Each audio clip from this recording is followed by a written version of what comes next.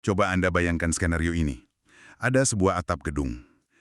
Dengan sudut tembak yang bisa dibilang benar-benar sempurna. Mm-mm, Jarak pandang langsung tanpa halangan. tepat. Mengarah langsung ke panggung seorang calon presiden. Tapi, atap itu dibiarkan kosong sama sekali tanpa penjagaan. Nggak ada agent, nggak ada kamera ya? Sama sekali nggak ada. Lalu, sang penembak kemudian secara resmi dilabeli sebagai hantu internet oleh FBI. Katanya dia nggak meninggalkan jejak digital apapun, padahal jejak akun-akunnya itu bertebaran dan bisa dilacak cuma pakai. Cuma bermodalkan nomor telepon biasa? Bener banget. Nah, di sesi bedah materi kita hari ini, kita akan membongkar tumpukan laporan dari berbagai saluran komentar politik, mulai dari The Young Turks sampai Midas Touch. Kita mau cari tahu kenapa narasi resmi pemerintah soal insiden penembakan Donald Trump ini sekarang kayak ya hancur lebur di mata publik. Karena memang kekacauan narasi ini nggak terjadi di ruang hampa. Ketika institusi sekelas Secret Service atau FBI ngasih pernyataan yang berbenturan dengan bukti di lapangan, itu langsung bikin pusaran informasi liar.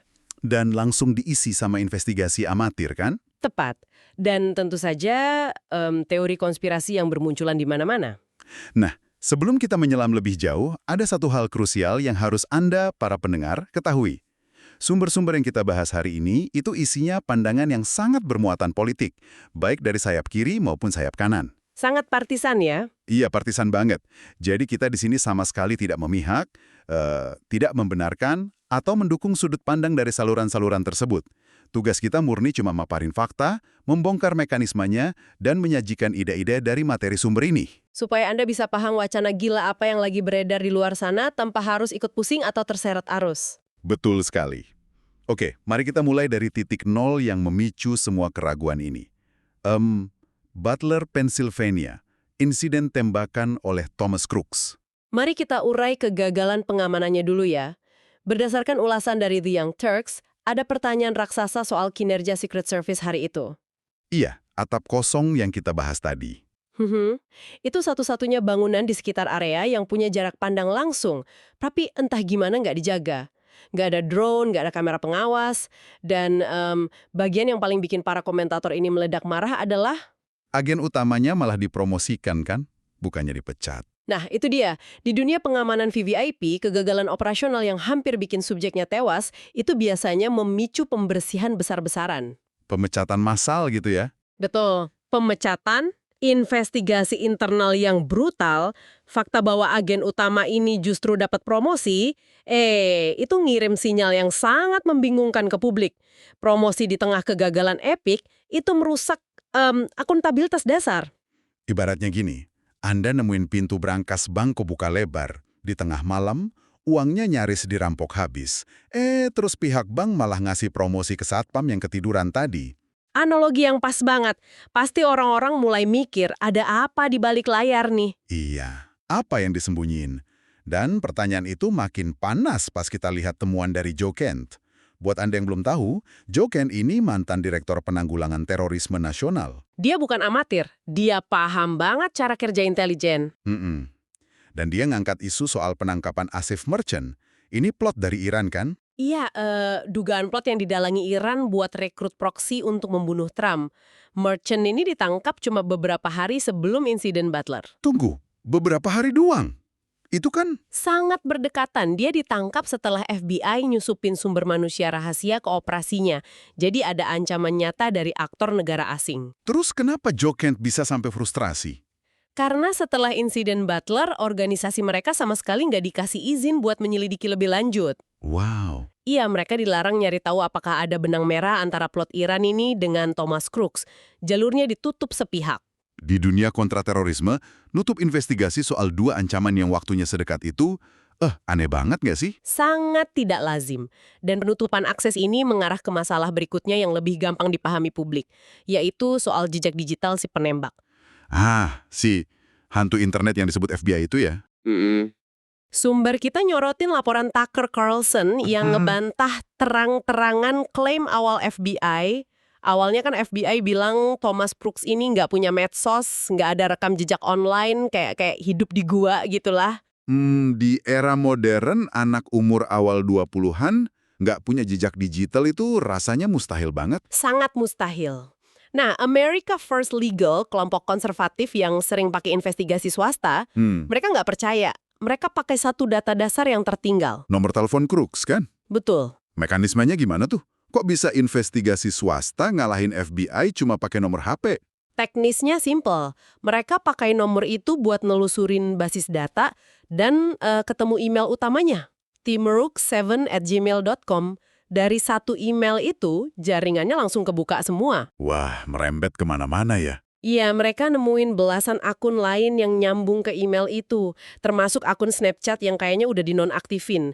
Kan menghapus aplikasi nggak otomatis ngehapus metadata di server.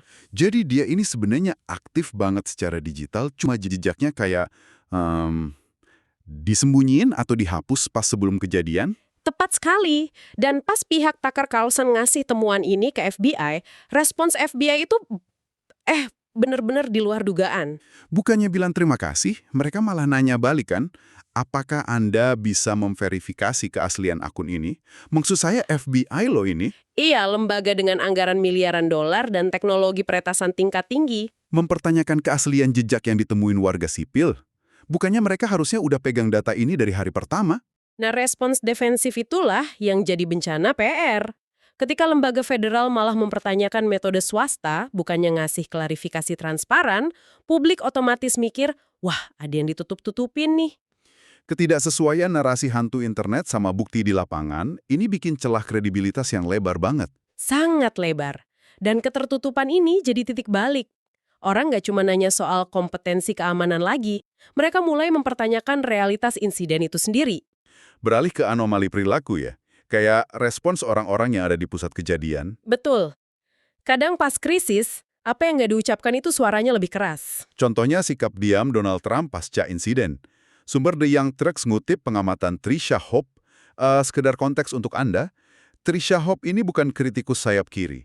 Dia delegasi Trump, aktivis 6 Januari. Loyalis garis keras lah istilahnya. Iya. Dan dia nyatet, ada yang aneh.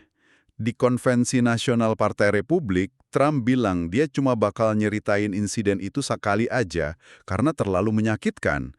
Abis itu, dia bener-bener ngebungkem diskusi di internal timnya.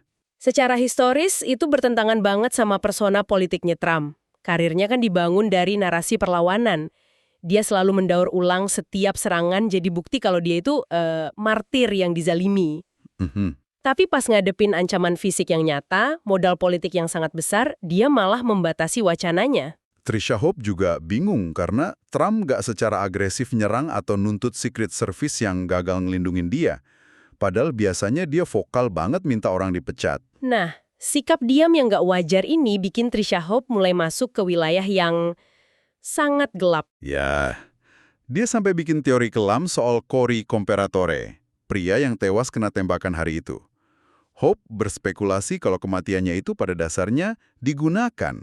Maksudnya butuh korban jiwa nyata biar insidennya kelihatan kredibel. Iya, karena kalau nggak ada darah dan korban, orang bakal gampang nuduh itu cuma tipuan panggung.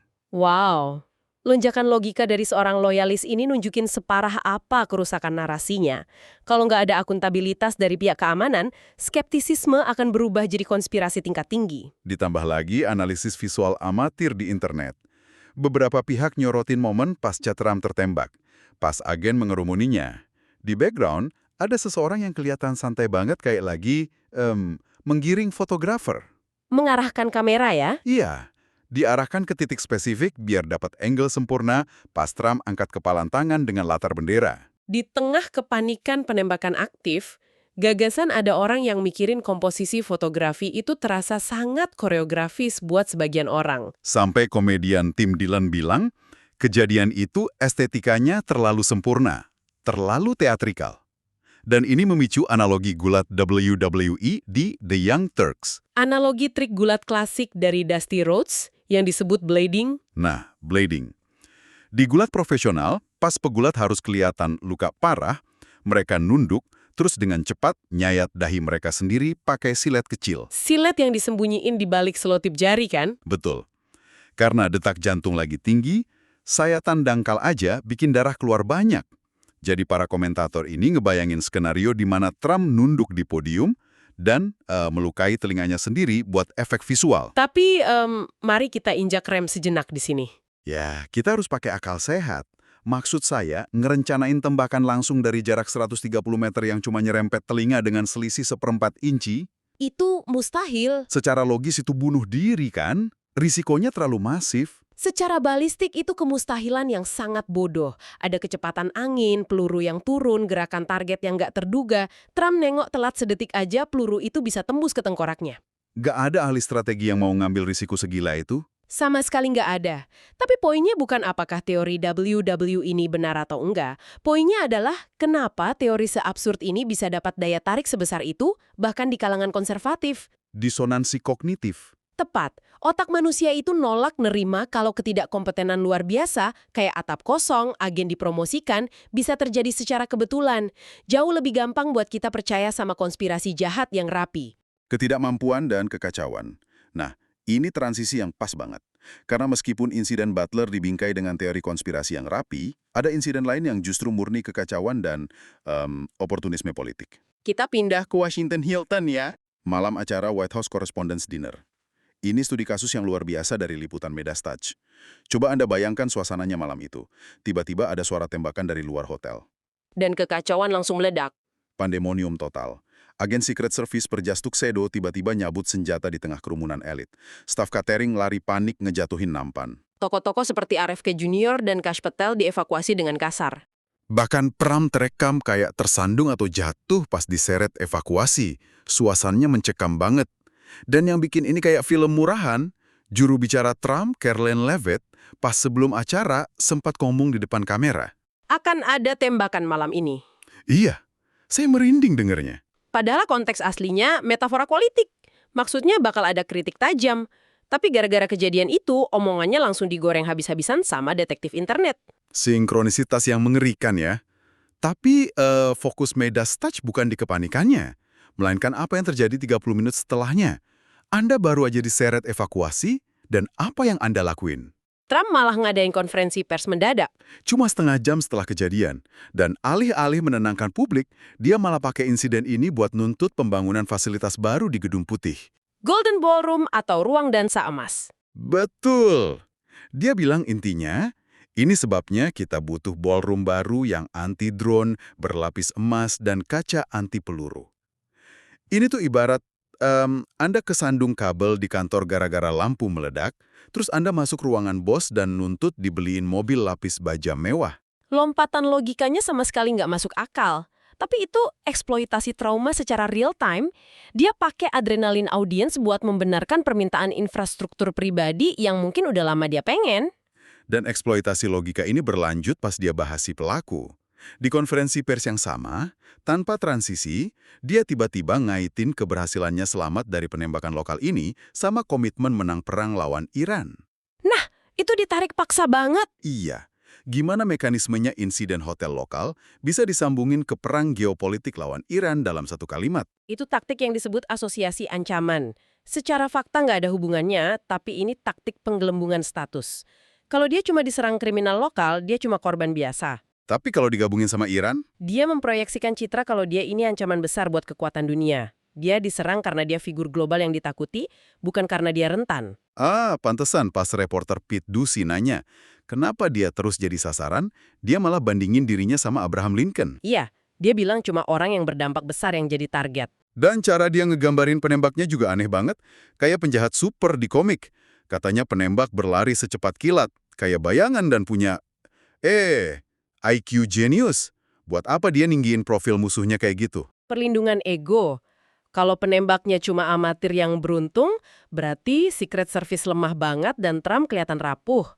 Tapi dengan bilang musuhnya jenius dan secepat bayangan, dia melindungi ego institusi dan dirinya sendiri. betul. Bertahan hidup dari musuh ber-IQ jenius itu bikin narasinya terdengar heroik dan epik, bukan sekedar kelemahan pengamanan. Masuk akal. Itu juga alasan kenapa Kash Patel langsung ambil alih mikrofon dan ngelakuin gaslighting tingkat tinggi ya. Dia malah muji-muji Trump, bilang kalau keberanian Trump di tengah kekacauan itu yang menginspirasi Secret Service buat bertindak. Mengubah narasi secara instan.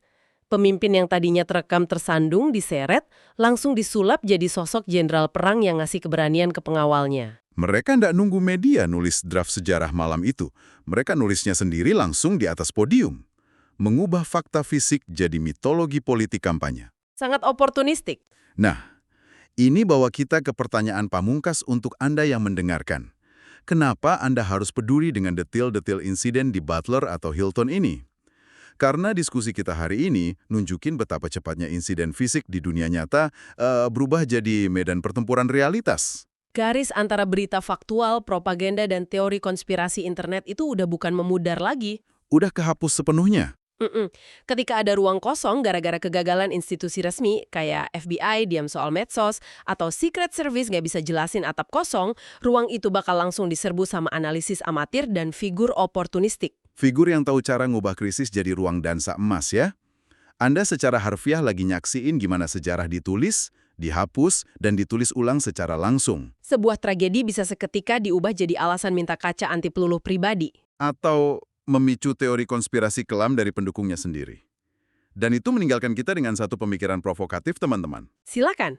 Jika setiap insiden besar yang terjadi tepat di depan mata kita, yang terekam puluhan kamera, bisa seketika terpecah belah jadi ribuan teori dan dimanfaatkan untuk agenda yang nggak ada hubungannya sama sekali, apakah kita udah sampai pada titik di mana konsep kebenaran sejarah yang disepakati bersama itu udah benar-benar mati, digantikan sama realitas, di mana pemenangnya cuma yang punya algoritma terbaik dan suara paling keras? Pertanyaan yang sangat valid untuk era sekarang. Pikirkanlah itu pas notifikasi berita besar berikutnya muncul di layar ponsel Anda. Terima kasih banyak udah bergabung di sesi kita kali ini dan sampai jumpa di bedah materi berikutnya.